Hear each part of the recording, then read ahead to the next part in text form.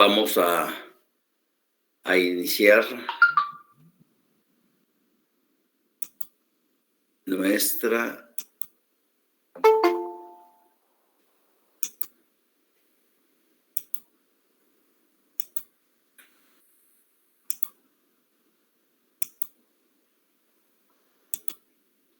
muy bien.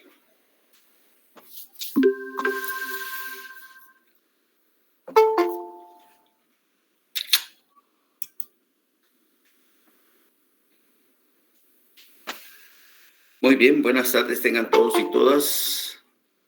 Vamos a continuar con nuestro tema. El día de hoy, pues vamos a concluir las clases de Constitución hablando de las constituciones breves y de las constituciones desarrolladas.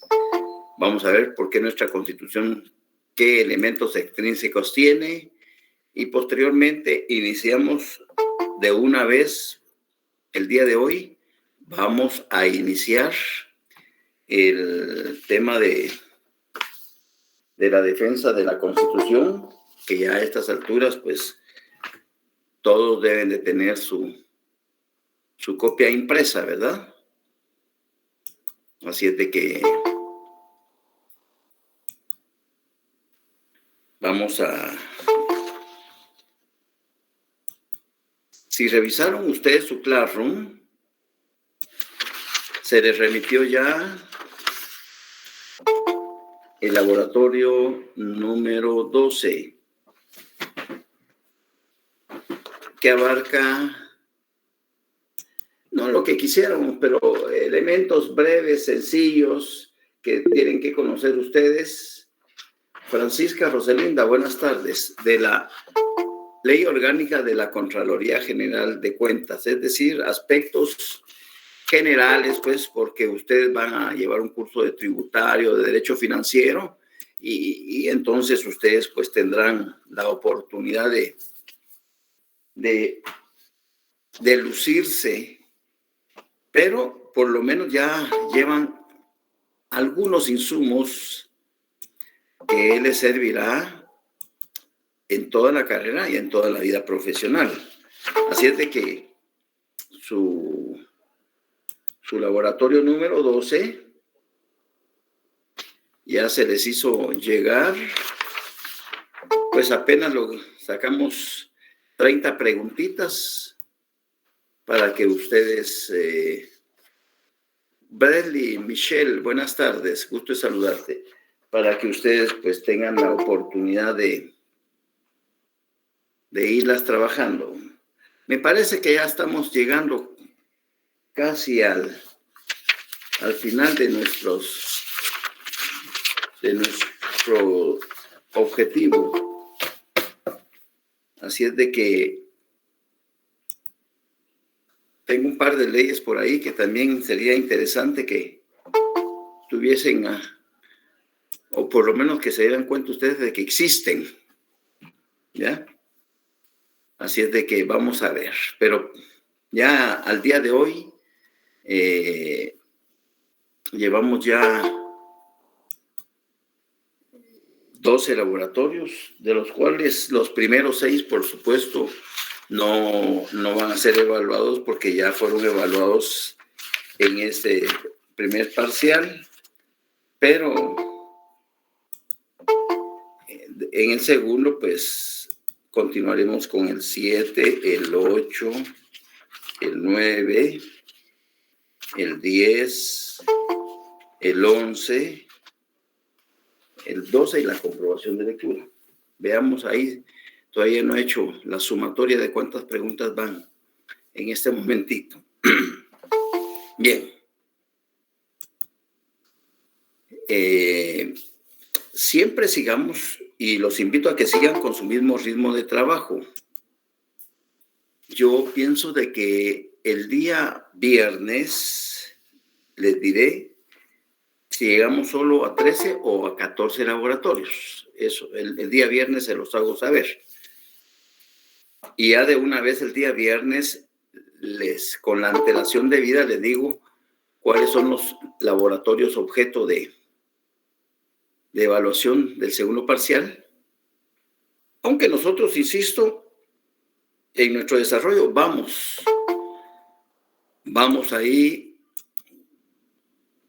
tocando temitas que están íntimamente relacionados con dichos laboratorios. Cuando hablamos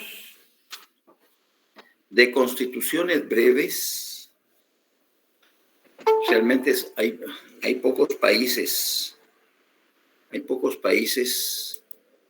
que tienen una constitución breve, pero que los hay.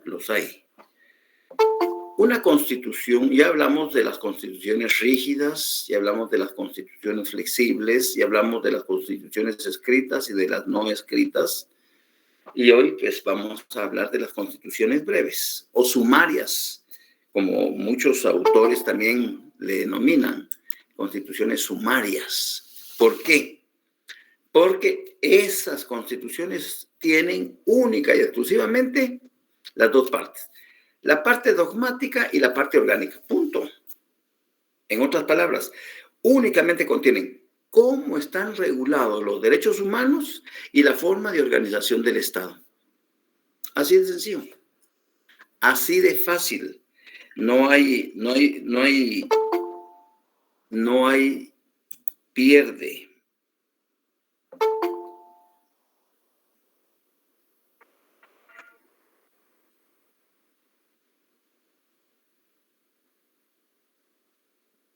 Disculpen, solo voy a...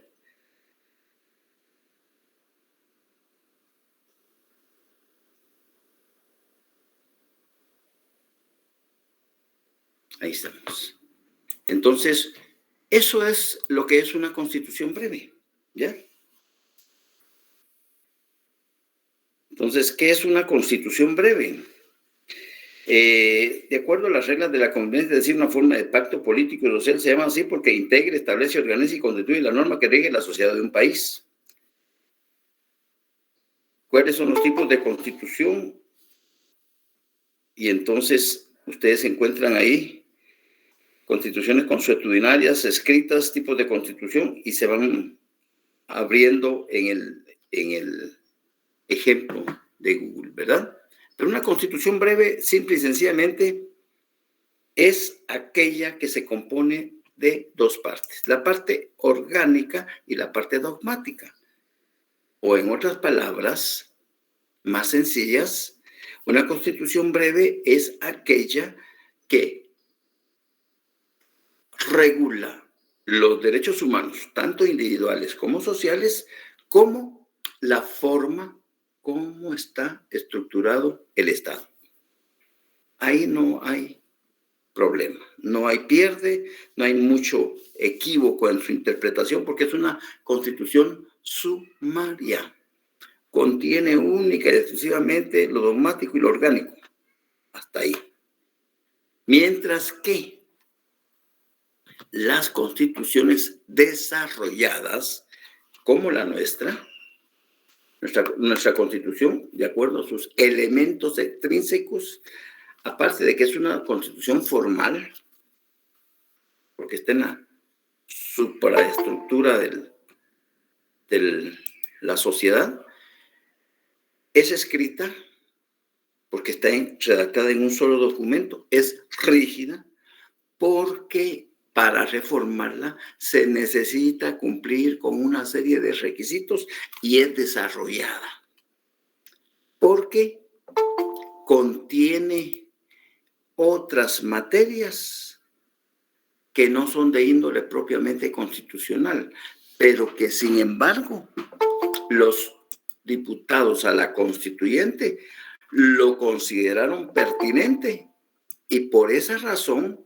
es que todas las instituciones que aparecen normadas acá en la Constitución tienen rango constitucional.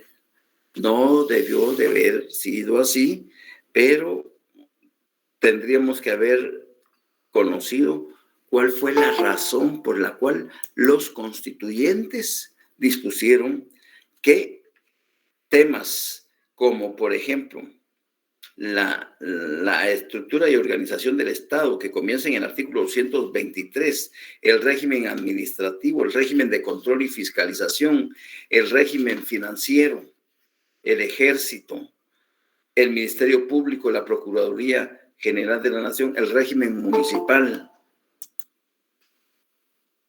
Entonces, estas instituciones no debieron haberse regulado o normado acá, porque era suficiente que el Congreso de la República, en el quehacer de su actividad legislativa, creara esas normas. Sin embargo, al darle cabida a esas instituciones acá, entonces de eso es que las autoridades de cada una de esas instituciones consideran que están jerárquica y constitucionalmente en la misma posición que los organismos del Estado. Claro está que el artículo 141 de la Constitución establece única y exclusivamente quiénes detentan el poder soberano. Por eso, ni la Corte de Constitucionalidad, ni el Ministerio Público, ni el Procurador de los Derechos Humanos, ni el Ejército, ni la Contraloría General de Cuentas, ni los partidos políticos, etcétera, etcétera, le pueden discutir el poder de decisión política a los tres organismos del Estado, al Ejecutivo, al Legislativo y al Judicial, que son los únicos que están investidos del poder soberano, que la máxima expresión, como ustedes lo saben, se encuentra en toda la población, y esta a su vez, por medio del sufragio, delega en esos tres organismos el ejercicio de ese poder soberano. Por esa razón, ni siquiera la Corte de Constitucionalidad, mucho menos el Ministerio Público, mucho menos el Ejército, mucho menos la Procuraduría General de la Nación, el Procurador de los Derechos Humanos, ellos los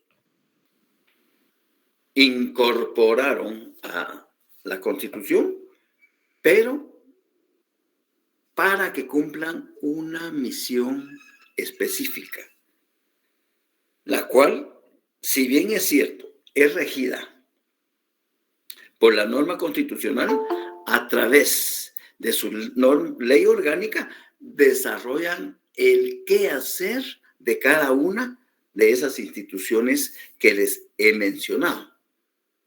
Lo que deben de tener ustedes bien claro es que única y exclusivamente los tres organismos del Estado son los que detentan poder de soberanía. Y en consecuencia, no se les puede discutir las decisiones de carácter político que tomen en beneficio o en detrimento de la población. Así de fácil y así de sencillo. Entonces, si ustedes gustan con esto, pues yo concluyo el tema relacionado con las clases de Constitución. Quisiera que dejaran ahí una pildorita en cada una de ellas para que les sirva de guía al momento en que ustedes estén repasando y aparte de eso, para que se les grabe en su memoria. Vamos con las breves, las constituciones breves. Son breves. Estamos hablando de constituciones, ¿verdad? Son breves aquellas que contienen exclusivamente dos partes.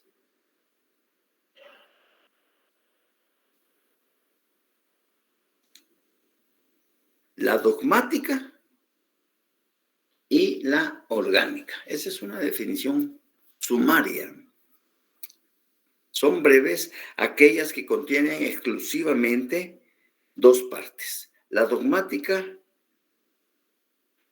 y la orgánica. Otra definición con el mismo sentido. Son breves aquellas constituciones que regulan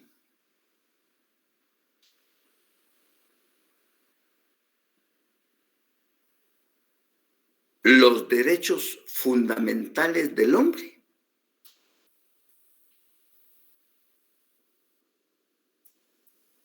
y la estructura de gobierno. Ahí está. Otra definición sencilla, llegando al mismo resultado. Son breves aquellas constituciones que regulan o que norman los derechos fundamentales del hombre y la estructura de gobierno.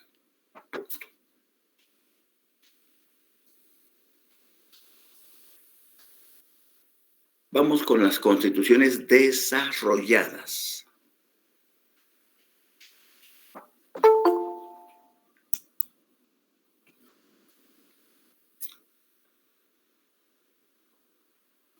Son aquellas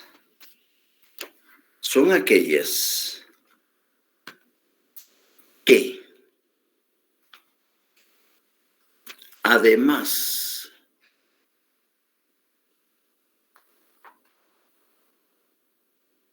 buenas tardes, Lick.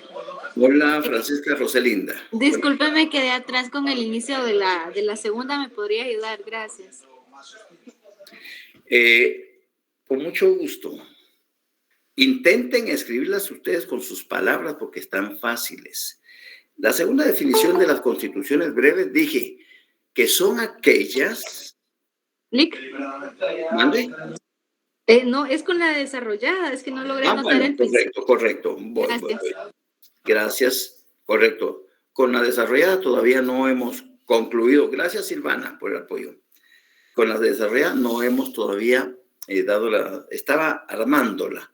Es decir, intento con mis palabras que ustedes también manejen sus palabras para que hagan la definición. Son aquellas que, aparte de contener lo dogmático, la parte dogmática y la orgánica, contienen o regulan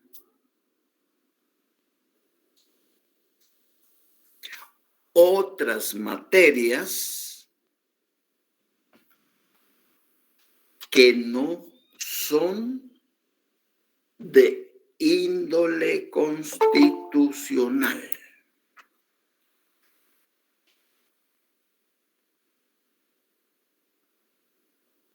Y solo les voy a mencionar algunas materias, ¿ya?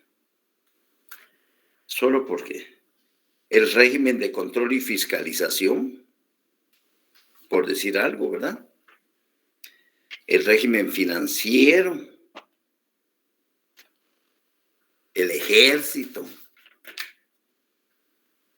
el Ministerio Público, la PGN,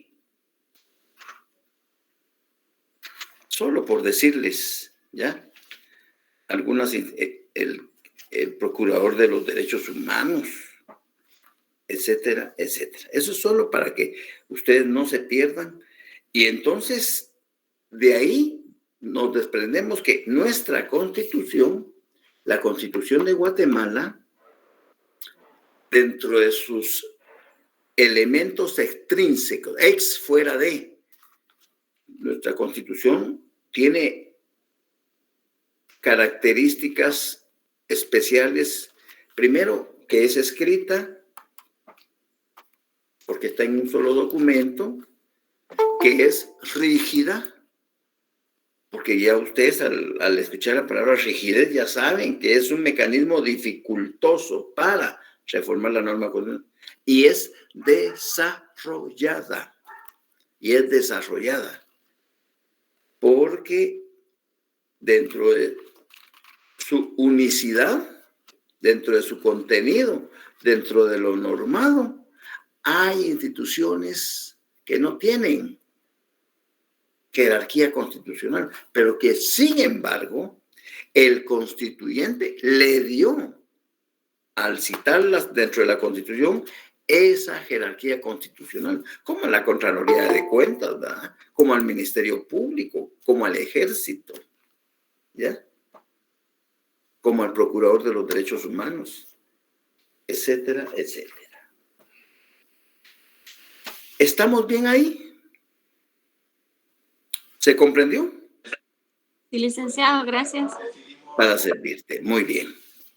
Bueno. Tema nuevo. Este tema sí nos va a llevar varias clases, porque el documento es breve. El documento es breve, ¿ya? Si alguien compró el libro, pues felicitaciones. Pero este solo es un capítulo un opúsculo del libro de la defensa de la Constitución de Jorge Mario García de la Guardia, que ya en la clase anterior les hacía mención.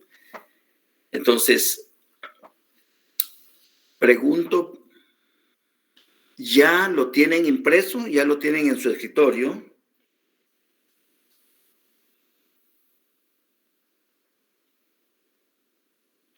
El laboratorio Silic. No. El documento de la defensa de la Constitución. Silic. Sí la tienen. Luis, ¿por qué no la has impreso? Luis Ávila, ¿por qué no la has impreso?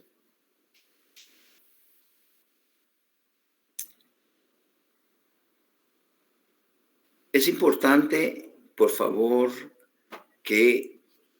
porque yo las voy desarrollando. Es cierto, las preguntas nos ayudan a comprender el documento, pero cada una de las preguntas, si yo me baso acá a la comprobación de lectura, que la tengo por acá, ¿ya? Esta el 28 de febrero del 2022 se les subió al Classroom, ¿verdad?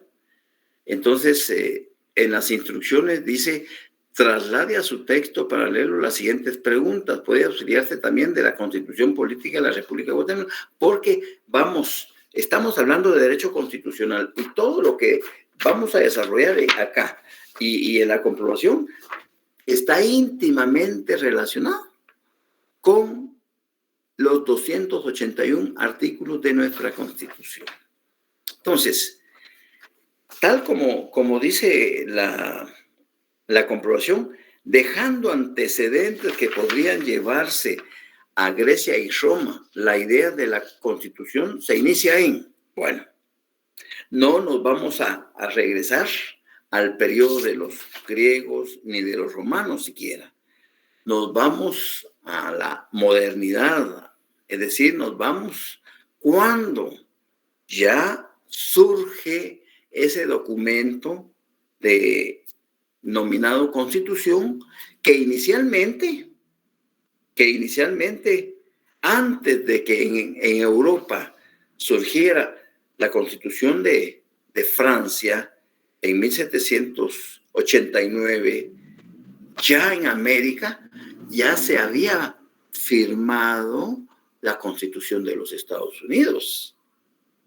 Eso sirvió de base para Europa para que surgiera en 1789 la Constitución de la República Francesa. Entonces, dejando antecedentes que podrían llevarse a Grecia y Roma, la idea de la defensa constitucional se inicia en el periodo del constitucionalismo liberal. Es decir, el constitucionalismo liberal surge cuando comienzan a surgir en las distintas latitudes del mundo una constitución que va a servir como el pacto entre quienes están gobernando y los que son gobernados. Idealmente, De ahí surge la idea, es decir, que la Constitución iba a tratar de que el Estado estuviera organizado adecuadamente y que el fin último del Estado sería proporcionar o satisfacer las necesidades materiales y espirituales de su población. Y por eso es que se les ha delegado a esos gobernantes que distribuyan de forma balanceada y equitativa el ejercicio del poder político en beneficio de proporcionar a las grandes mayorías un bienestar común. Esa era la idea, porque siempre en una sociedad van a haber un grupo de personas que tienen y otro grupo que no tienen absolutamente nada más que su fuerza de trabajo. Entonces, conciliar esos intereses era inicialmente la idea de que existiera un documento que regulara y normara ese tipo de relaciones.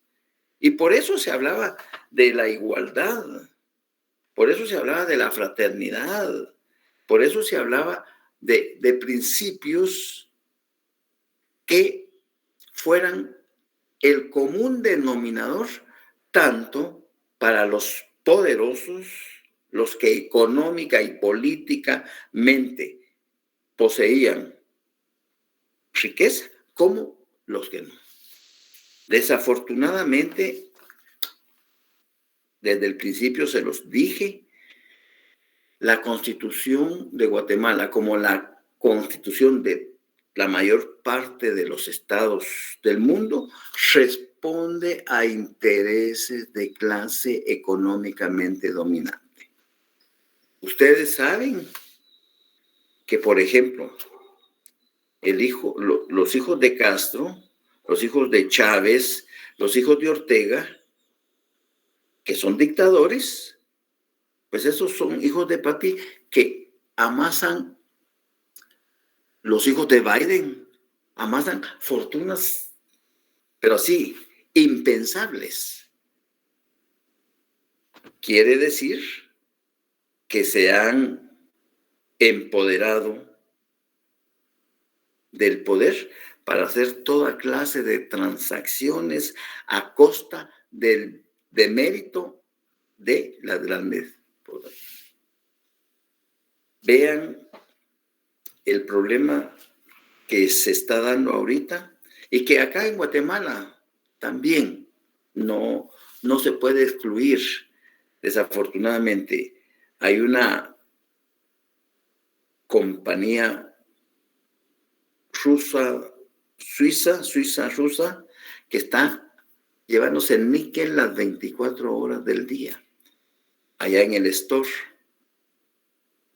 y que es una de las minas a cielo abierto más dañinas que hay en Latinoamérica, y que la contaminación que se va a dar, no ahorita ya está contaminado, pero de aquí a 20, a 30 años, ellos solo extraen, dejan contaminado toda la flora y la fauna y se van.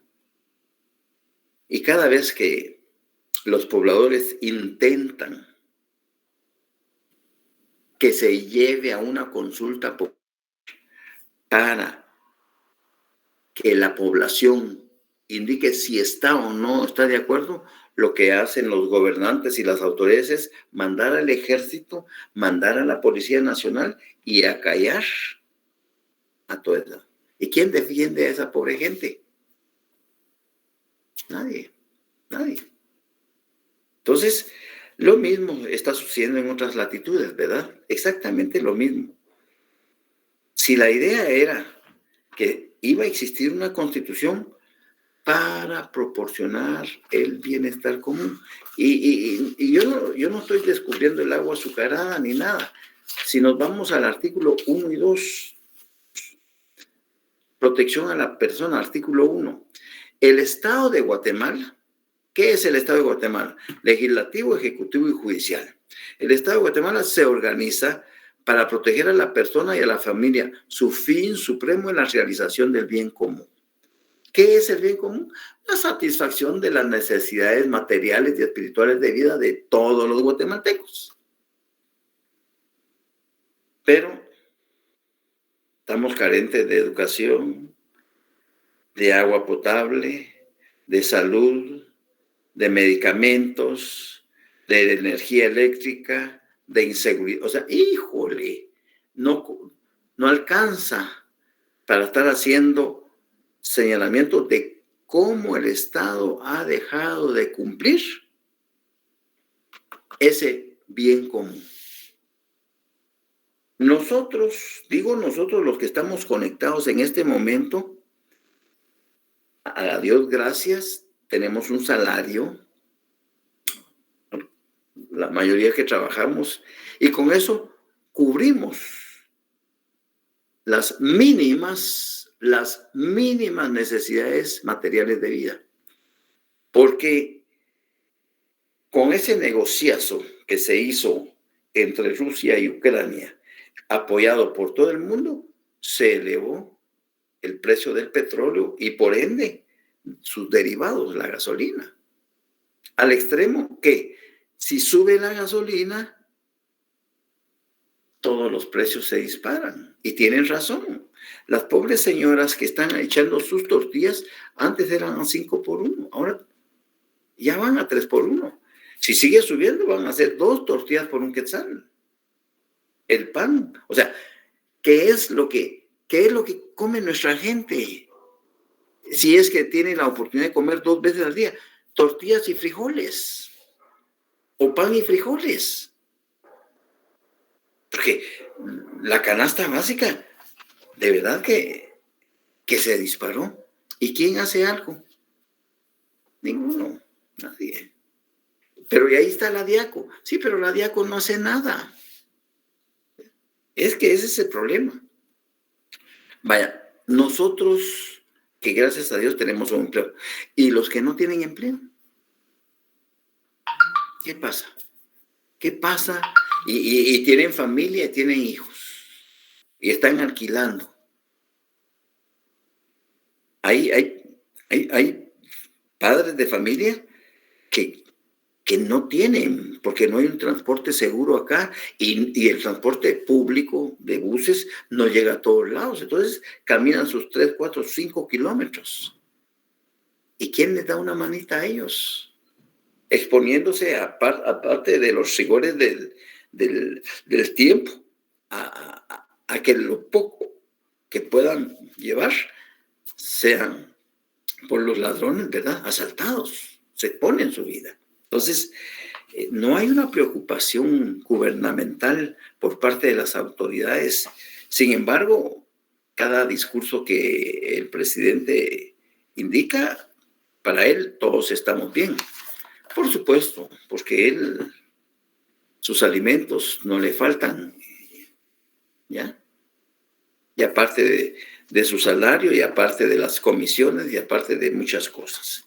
Entonces,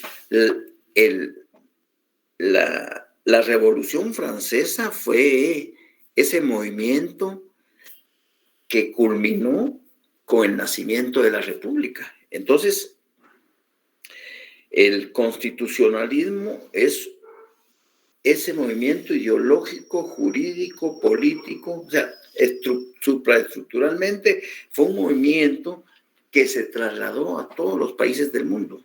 Y por eso se habla de que cuando surge la Constitución, allí mismo, dentro de su normativa, vienen plasmados las herramientas suficientes para protegerla de las constantes violaciones de que es objeto por parte de los gobernantes, por parte de las autoridades. Pero el problema es ese, entonces. Entonces, la idea de la defensa de la Constitución surge, tal y como dice provisionalmente en la Revolución Francesa, el documento, ¿ya? Sin embargo, hay en el sistema estadounidense, hay un sistema de justicia de tipo difuso. Me voy a meter un poquito para que entiendan ese pedacito de ese párrafo. En el sistema, en el mundo, hay 3 sistemas de justicia constitucional. 3 sistemas de... Estados Unidos fue el que inició el sistema de justicia difuso, en donde este sistema consistía básicamente en que al momento en que hubiese un litigio entre un actor y un demandado, cualquiera de los 2 sujetos procesales le podía solicitar al juzgador que inaplicase la ley, una norma, porque al aplicarla le iba a conculcar, le iba a perjudicar derechos mínimos constitucionales, como el derecho al debido proceso o el derecho a la legítima defensa. Entonces, el sistema difuso consiste en esa discrecionalidad que tiene el juzgador, que a petición de parte puede o no aplicar o desaplicar la norma. Y eso no significa que al no aplicarla, esa norma va a ser expulsada y va a salir del ordenamiento jurídico. No. Es solo para el caso concreto, Y eso lo vemos nosotros, porque Guatemala también tiene los 3 sistemas. Guatemala tiene el sistema difuso. Guatemala tiene el sistema concentrado y nosotros prácticamente tenemos un sistema iberoamericano o mixto, como se le quiere denominar. Y entonces voy a poner un ejemplo para que me logro entender. No estamos en procesal constitucional, pero tengo que tocar el tema para que ustedes lo comprendan. ¿Tienen todos a mano su constitución? Bueno, por favor, vayámonos al artículo 267.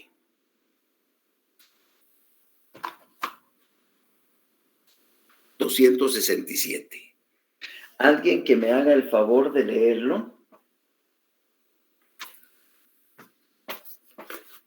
Yo, licenciado. Por favor, gracias. Artículo 267. Inconstitucionalidad de las leyes de carácter general. Las acciones en contra de las leyes, reglamentos o disposiciones de carácter general que contengan vicio parcial o total de inconstitucionalidad se plantearán directamente al Tribunal o Corte de Constitucionalidad. Muy bien. 267. Inconstitucionalidad de leyes de carácter general.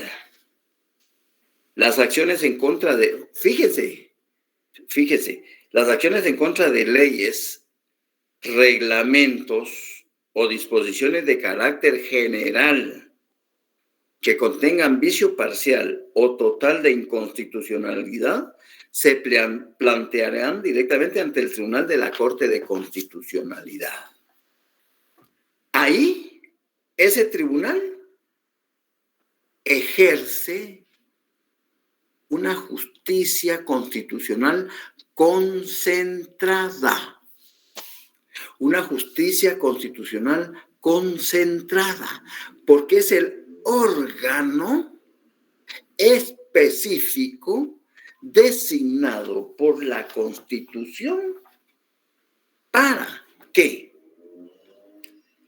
cualquier ley de carácter general, cualquier reglamento de carácter general o cualquier disposición de carácter general que contenga vicio parcial o total de inconstitucionalidad, no se puede presentar en un juzgado de primera instancia, en una sala de apelaciones o en la Cámara Civil, no.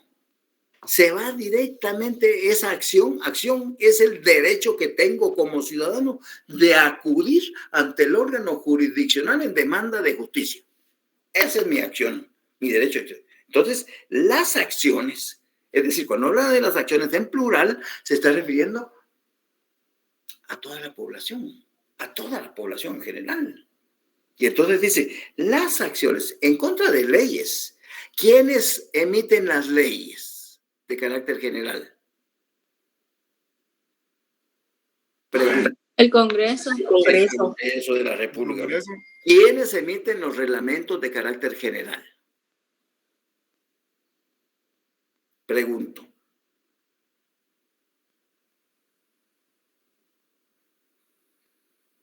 Corte Suprema de Justicia. Cualquier institución. Es decir, el Infom, puede ser el Ministerio de Minas, puede ser el Ministerio de... Cualquier institución tiene que emitir sus reglamentos necesarios para el funcionamiento de su quehacer. Entonces, cualquier institución.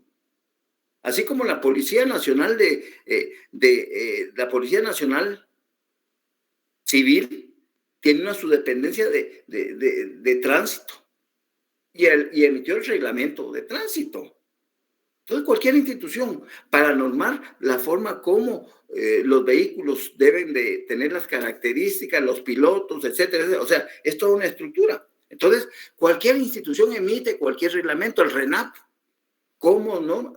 Emite la Contraloría General de Cuentas, emite el Ministerio Público, cualquier institución de carácter general.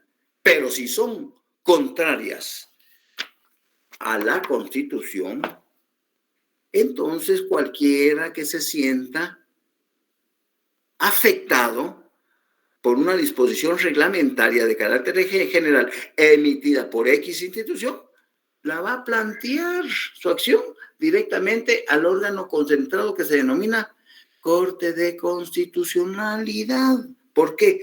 Porque es el único tribunal colegiado que va a dictar sentencia constitucional de carácter o bajo el sistema concentrado. Bueno, ahora vayámonos al artículo anterior, al 266, porque ese es el que nos está provocando la introducción del tema. Alguien que me haga el favor de leerlo. Inconstitucionalidad de las leyes en casos concretos. Bueno, párate ahí, Silvana. Cuando se habla de casos concretos, se está hablando de un actor y un demandado, de Pedro y Juan. Es en caso, si alguien, por ejemplo, pregunto de los que están conectados ahorita, ¿alguien ha tenido un divorcio voluntario, un divorcio ordinario? Solo para ejemplificar. ¿Nadie? Sí, licenciado. Bueno, quedémonos en ese caso. ¿Fue ordinario? Sí. Va. O sea, si fue en la vía ordinaria, un juicio ordinario, fue peleado. ¿Ya? ¿Por qué razón? Porque uno de los dos, el hombre o la mujer, no estaba de acuerdo. Y uno de ellos invocó una de las causales del Código Civil. Si tienen a la mano el Código Civil, ahí por el 152, 155, por ahí, del Código Civil. Aquí dice,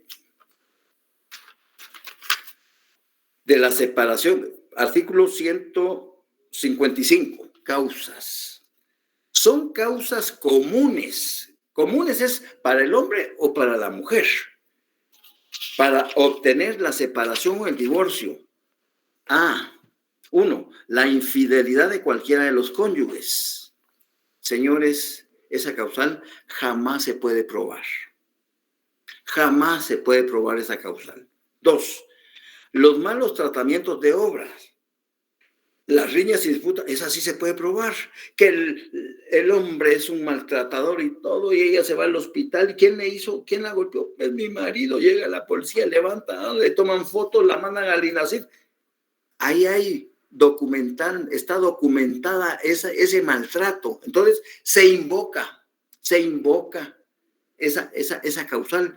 La mujer puede invocar o a la inversa. Hay mujeres que le dan a los hombres. Lo que pasa es que los hombres se quedan callados y les da vergüenza decir, es que mi mujer me cachimbió, ¿ya? Pero hay mujeres que abusan y que le suenan al marido y lo tienen como trapito de cocina, ¿ya? Entonces, una vez que se puede probar los malos tratamientos de obra, los moretes y todo, y si tomaron el video cuando la estaba golpeando, rápido. 3, el atentado de uno de los cónyuges contra la vida del otro o de los hijos. Le echó el carro encima, le tiró una jarría con agua hirviendo, le tiró un espejo, etcétera, etcétera. Va. La separación, esta es la que la mayoría invoca, pero cuesta probarla.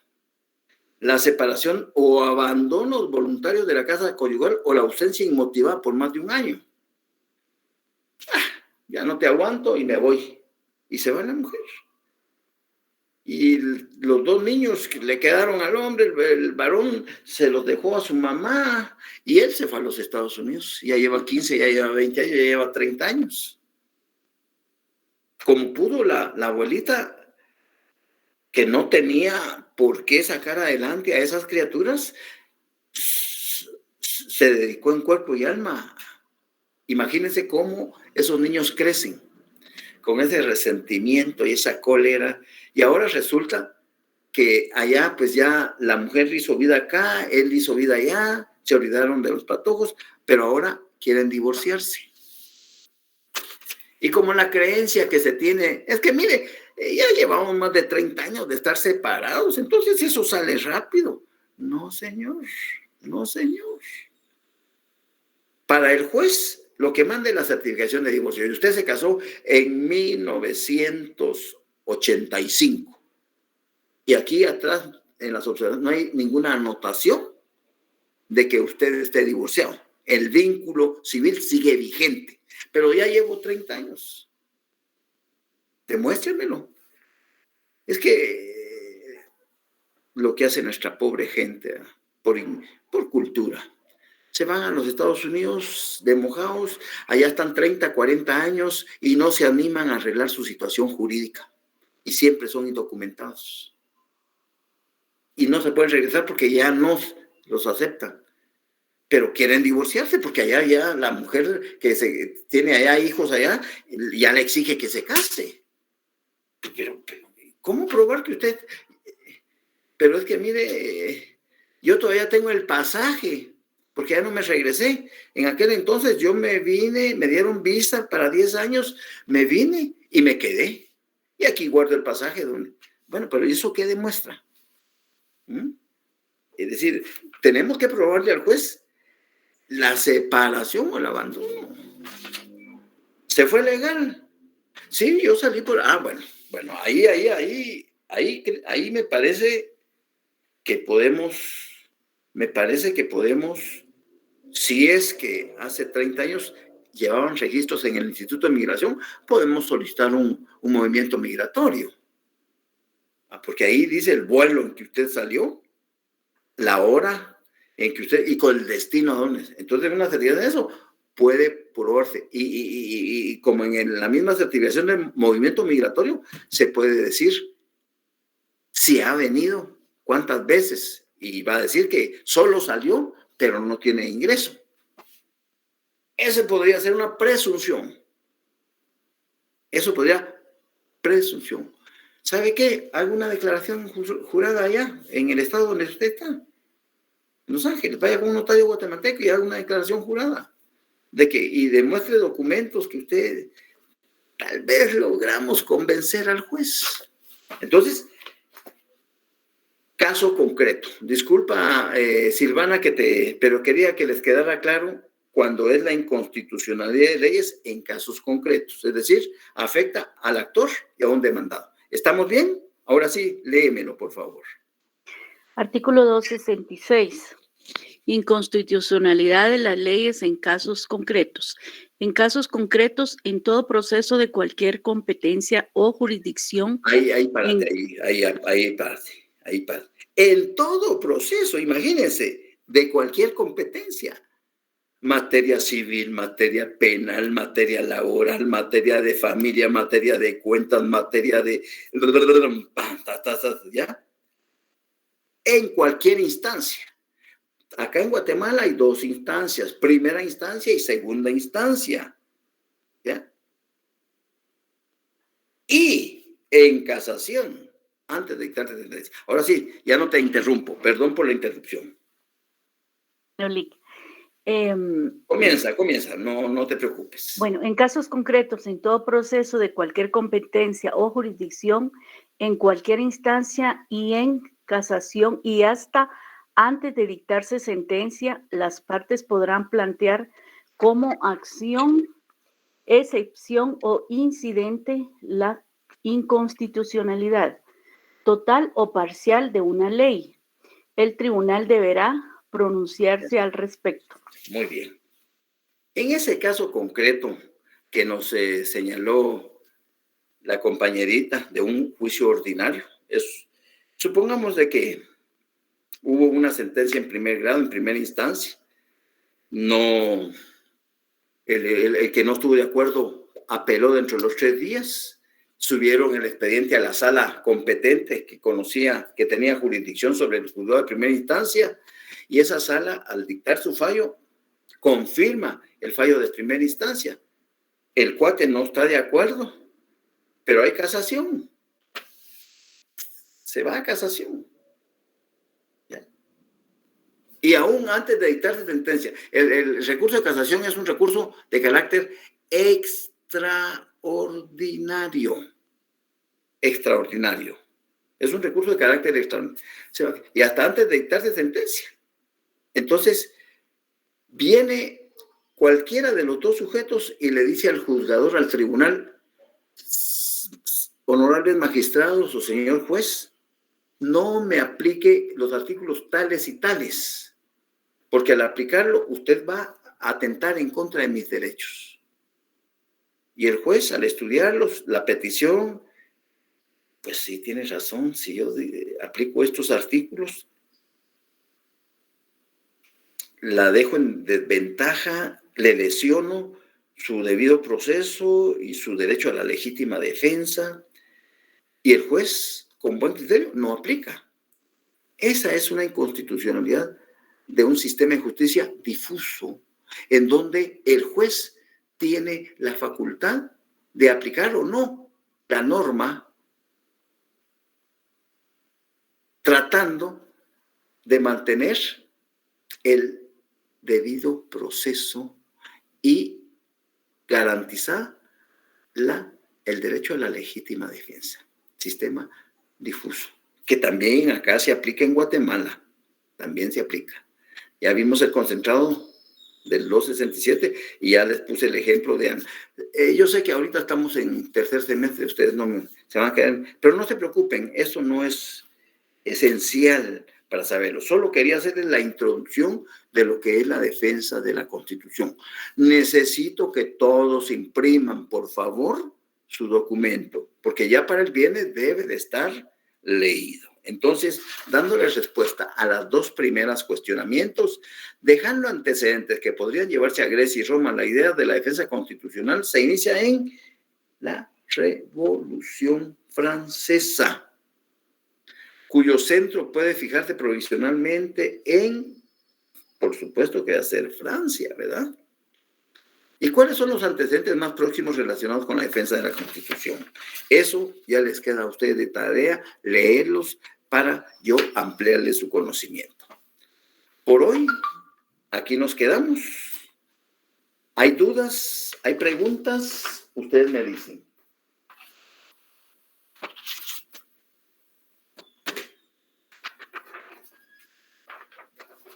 ¿Estamos bien?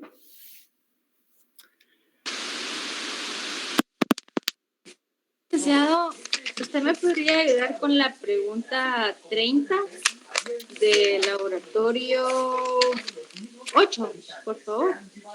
La pregunta 30 del laboratorio 8. ¿En qué momento las asociaciones civiles adquieren su personería jurídica? Al momento en que el registro de las personas jurídicas del REPEJU, que es una parte que pertenece al Ministerio de Gobernación, ordena que se publique el acuerdo gubernativo por medio del cual se reconoce a esa asociación civil. Y al publicarse en el diario oficial y llevarse la publicación por medio de un memorial, se va a inscribir, que le corresponde el número 118.520, folio 20 del libro 7 de personas jurídicas. Es al momento de su inscripción en el registro de personas jurídicas, el REPEJU. ¿Estamos? Listo, gracias. ¿Perdón? Sí, ya está, licenciado. Muchas gracias. Muy bien. ¿Alguna otra? Buenas tardes, licenciado. Yo tengo duda con la 16 de la comprobación de lectura. 16 de la comprobación de lectura. El Estado guatemalteco se organiza dentro del constitucionalismo liberal burgués a partir de la independencia, aunque recoge la aportación del constitucionalismo social a partir de 1945. ¿Cuál cree que fueron algunas de las instituciones del constitucionalismo social que se aportaron a partir de la Constitución de 1945? La autonomía universitaria, para comenzar. La creación del Instituto Guatemalteco de Seguridad Social, ICS, el Código de Trabajo.